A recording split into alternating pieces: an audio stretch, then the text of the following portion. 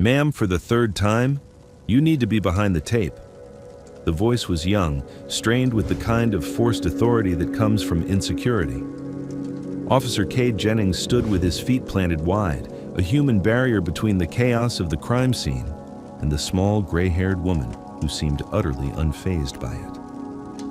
Rain slicked the asphalt of the quiet suburban street, reflecting the strobing red and blue lights in fractured patterns. The air was thick with the smell of wet earth and the low thrum of idling engines. The woman, Eleanor Shaw, simply blinked at him. She clutched a worn leather handbag to her chest, her thin coat doing little to ward off the damp chill. She wasn't a ghoul, one of the usual looky-loos drawn to tragedy. There was a stillness about her, a disconcerting placidity that felt more out of place than the yellow tape itself. She didn't argue, didn't protest. She just stood there, her gaze fixed on the two-story brick house at the center of the cordon, her eyes moving with a slow, methodical rhythm that Jennings found infuriating. He was trying to do his job, to maintain the integrity of a scene that was already a nightmare, and this old lady was a stubborn, silent distraction. He took a half-step closer, lowering his voice into what he hoped was a firm but respectful tone. "This is an active investigation. Your presence here is interfering. Please, move back with the others." Detective Miles Corbin watched the exchange from the porch of the house, a lukewarm cup of coffee steaming in his hand. He'd been a cop for 22 years, and he'd developed a sixth sense for things that were off. The scene itself was brutal. A high-level executive found in his home office, a single professional shot. No forced entry, no obvious motive. It smelled of a contract killing, the kind that made precinct captains lose sleep. But what was nagging at the edge of his perception wasn't the victim. It was the old woman at the tape. He saw Jennings, young and eager, puffed up with the importance of his uniform, trying to move her along, and he saw her complete lack of reaction. She wasn't frail. He realized that with a sudden clarity.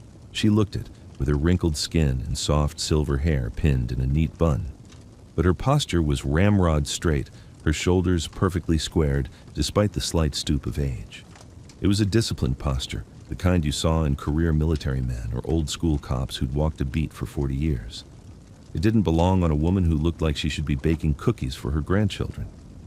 He watched her eyes again, following their path. She wasn't gawking at the house, she was scanning. Windows, roofline, the dark maw of the alleyway 2 houses down, the storm drains along the curb. It was a systematic 360-degree sweep. She was assessing the environment, not observing the spectacle. Corbin felt a prickle of unease on the back of his neck. The old woman's gaze paused, locking onto something on the side of the house. Corbin followed her line of sight. He saw nothing but brick, a downspout, and a large terracotta planter overflowing with dead hydrangeas from the previous fall. It was nothing, just part of the scenery. But her focus was so intense, so absolute, that it made him question his own assessment. He took a mental note to have forensics double-check that area, feeling a little foolish for being influenced by a civilian. Still, experience had taught him that fresh eyes could see things that jaded ones missed. But her eyes didn't feel fresh. They felt ancient, like they had seen 1,000 scenes just like this one. Jennings, meanwhile, had reached the end of his patience. He saw her focus and mistook it for stubborn deafness. "Ma'am," he said, his voice sharpening into a command, "that's enough. I'm going to have to escort you away from here." He reached out and placed a firm hand on her elbow.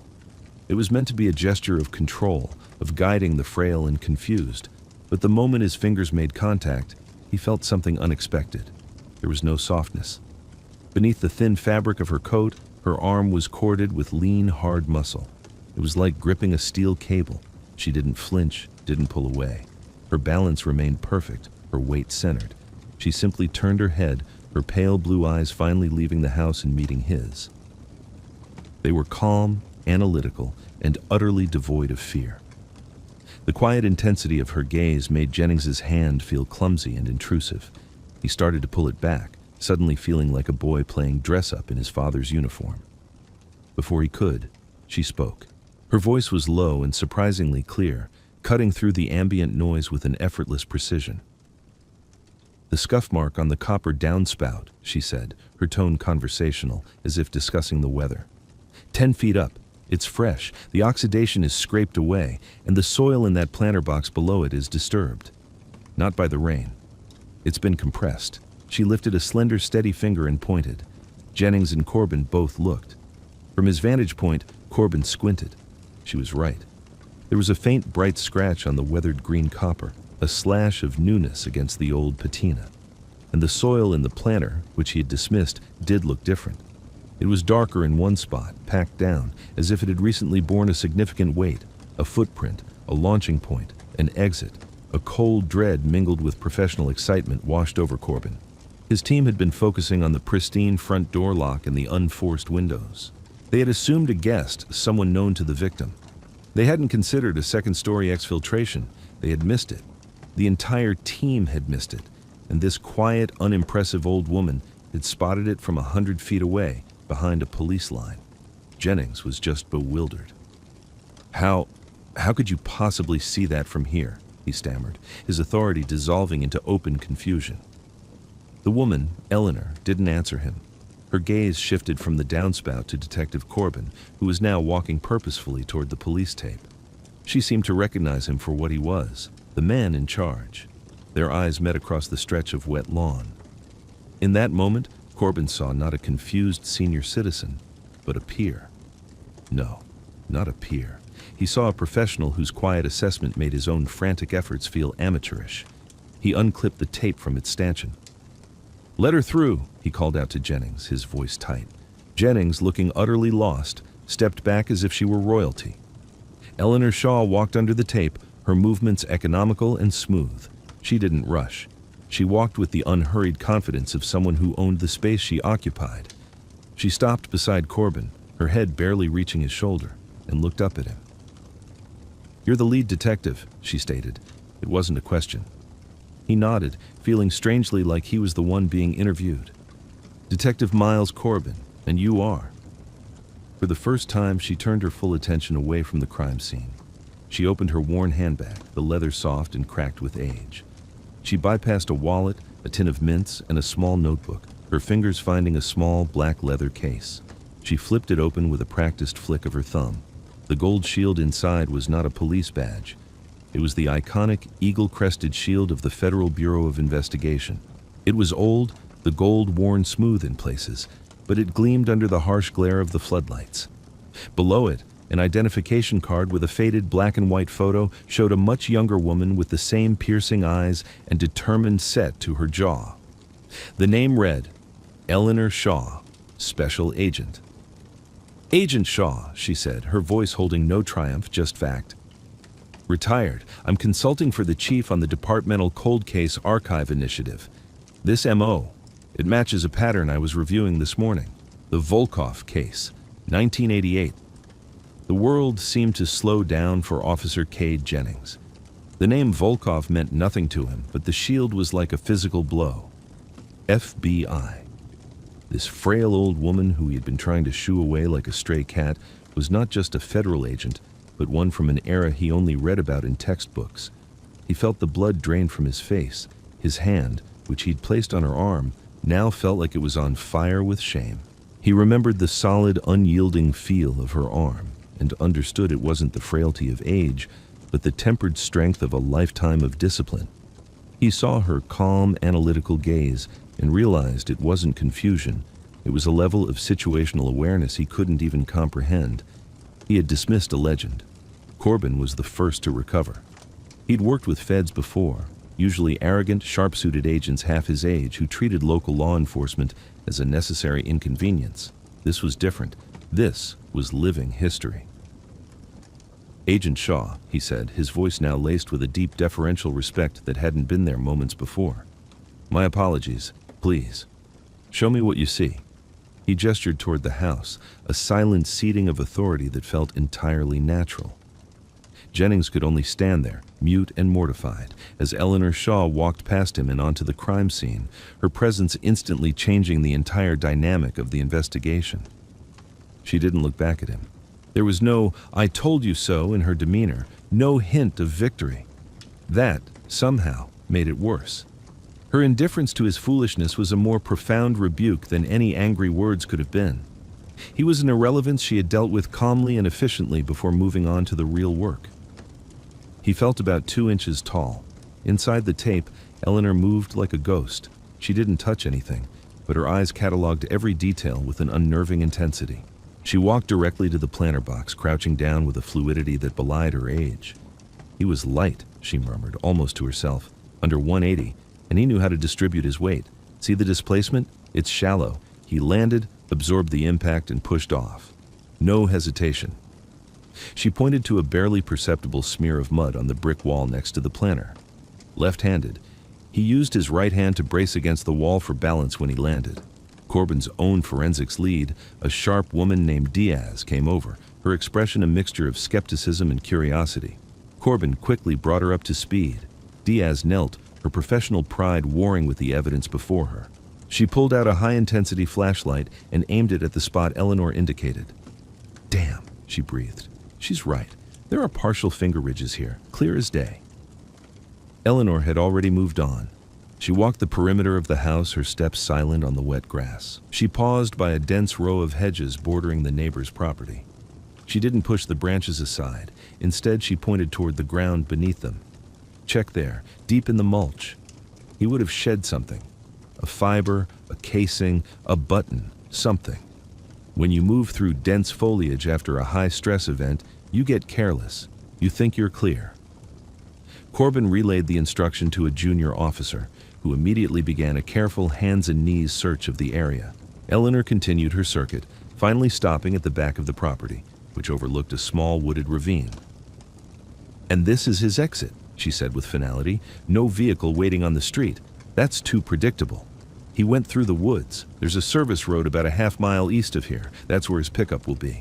Later that night, long after Agent Shaw had given her full statement and quietly departed, the preliminary report started to confirm every single one of her deductions. The partial prints on the wall came back, with a potential link to a foreign national on a watch list. A single, unique polyester fiber was found in the mulch under the hedges, matching the type used in certain Eastern European tactical gear. And tire tracks from a light truck were discovered on the muddy shoulder of the service road, exactly where she had predicted. Cade Jennings sat in his patrol car at the edge of the scene, the rain drumming a somber rhythm on the roof. He couldn't stop replaying the encounter in his mind. His own condescending tone, his clumsy attempt to physically remove her, the utter calm with which she had dismantled his entire world. He had judged her on her appearance, old, small, female, and in doing so had revealed nothing but his own profound ignorance. He had looked at a lioness and seen a house cat. The badge was the symbol, but her real authority hadn't come from the piece of metal. It came from the decades of experience etched into her mind, the quiet competence that radiated from her like a physical force. He had been so focused on projecting authority that he had failed to recognize the genuine article when it was standing right in front of him. A week later, Jennings was called into a briefing at the precinct. Detective Corbin was at the head of the conference table, along with a few other senior detectives in the forensics team. Sitting quietly to one side, a simple cup of tea held in her steady hands, was Eleanor Shaw. She had been officially brought on as a special consultant for the case. She wore a simple gray pantsuit, looking more like a retired librarian than a legendary Fed. When Jennings entered the room, his heart hammered against his ribs. He expected her to ignore him, or worse, to give him a look of pity. Instead, her pale blue eyes met his, and she gave him a small, almost imperceptible nod. It wasn't forgiveness. It was an acknowledgement, a simple recognition of his presence. During the briefing, she spoke rarely, but when she did, everyone fell silent. She connected the current case to 2 other unsolved homicides from decades past, weaving a narrative thread that left the entire room in stunned silence. She saw patterns they never could, connecting disparate pieces of evidence through a deep, intuitive understanding of human behavior forged in the crucible of a long and dangerous career. She wasn't using databases or algorithms. She was using a wisdom that couldn't be taught, only earned. After the meeting broke, Jennings knew he had to say something. He walked over to her as she was gathering her papers, his palms sweating. "Agent Shaw," he began, his voice cracking slightly. She looked up at him, her expression patient. "Ma'am, I wanted to apologize for my conduct at the scene. There's no excuse. I was unprofessional, and I was disrespectful." He braced himself for a lecture. Instead, she simply studied his face for a long moment. "You're young, Officer Jennings," she said, her voice soft. "You wear your authority like a new coat. You think it will protect you. It won't. Your knowledge will protect you. Your humility will protect you. Your ability to see what is there, not what you expect to be there. That is what will make you a good police officer." She paused, then gave him a faint wry smile. "I've been underestimated my entire life. First because I was a woman. Now because I am an old woman. I've learned it can be a significant tactical advantage." She turned to leave, but Jennings spoke again, the words tumbling out before he could stop them. "How did you know about the planter box? How did you even think to look there?" Eleanor stopped and turned back, her gaze distant for a moment, as if looking at a memory. "In 1982 in East Berlin," she said quietly. "We were tracking a Stasi informant. He vanished from a sealed apartment on the 4th floor. Everyone was looking at the doors, the windows, but I remembered the man. He was a gymnast in his youth. I found a single scrape on a drain pipe and a crushed petunia in a window box 4 stories down. It's always the same. People forget to look down. They forget that gravity is the most reliable accomplice." She gave him that same small nod again and walked out of the room, leaving a humbled young police officer standing in the middle of a lesson he would never forget.